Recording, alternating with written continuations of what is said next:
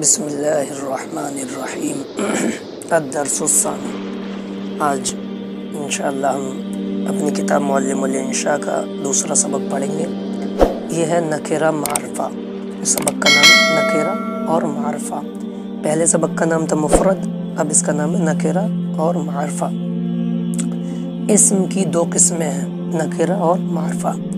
نکرہ ایک ہی قسم کی کئی چیزوں کے مشترک نام کو اس میں نکرہ کہا جاتا ہے، یعنی ایک ہی چیز کے کئی نام ہو، یعنی ایک ہی چیز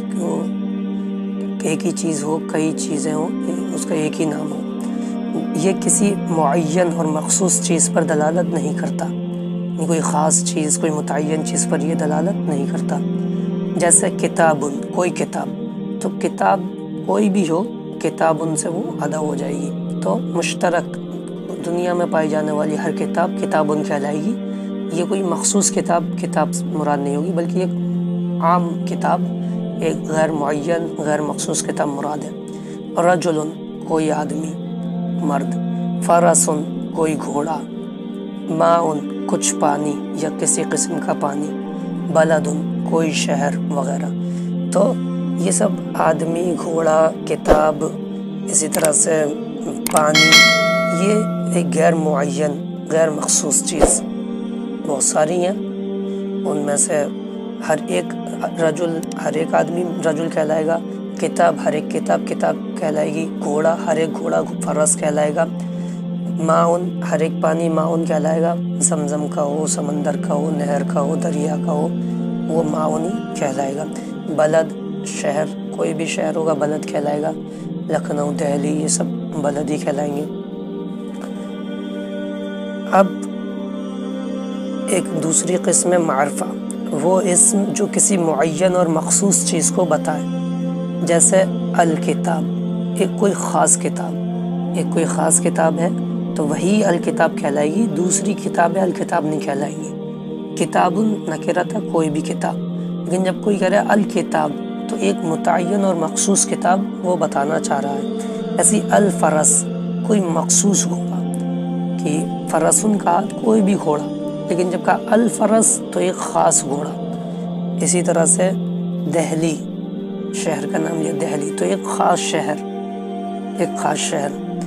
ایسے خالد، ایک خاص انسان کا نام۔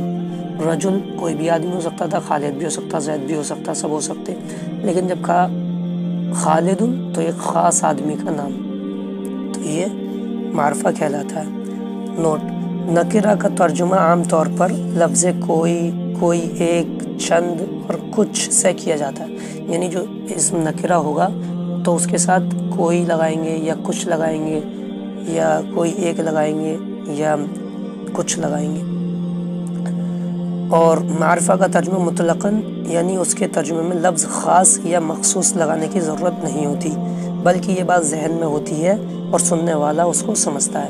جب ہم نے کہا کتاب، تو اس کے ترجمہ کرنے کے وقت میں ہمیں کرنا پڑے گا کوئی کتاب، کوئی ایک کتاب، کچھ کتاب ہے، کتبن، کچھ کتاب ہے۔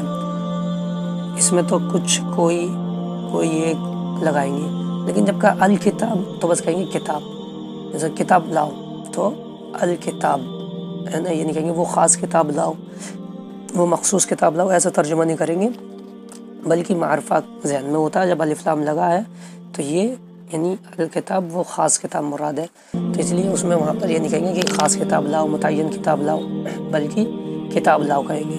اور جب نکرہ کوئی کتاب مانیں کہ کوئی بھی ایک کتاب لاؤ، تو یوں کر کے کہیں گے کہ کوئی ایک کتاب لے کر آؤ۔ تو یہ اسم کی دو قسمیں، معرفہ اور نکرہ۔ معرفہ اس اسم کو کہتی ہے جو معروف ہو، جو یعنی ایک مخصوص چیز ہو، اور نکرہ وہ اسم کو کہتے ہیں جو عام ہو، کوئی بھی چیز اس میں شامل ہو سکتی ہو۔ جب کہا کوئی کتاب تو کوئی بھی کتاب ہوگی وہ کتاب میں آ جائے گا، جب کہا الکتاب تو ایک مخصوص کتاب مراد ہوگی۔ تو یہ آج کا سبق ہے، ملتے ہیں کل اگلی کلاس میں۔ السلام علیکم۔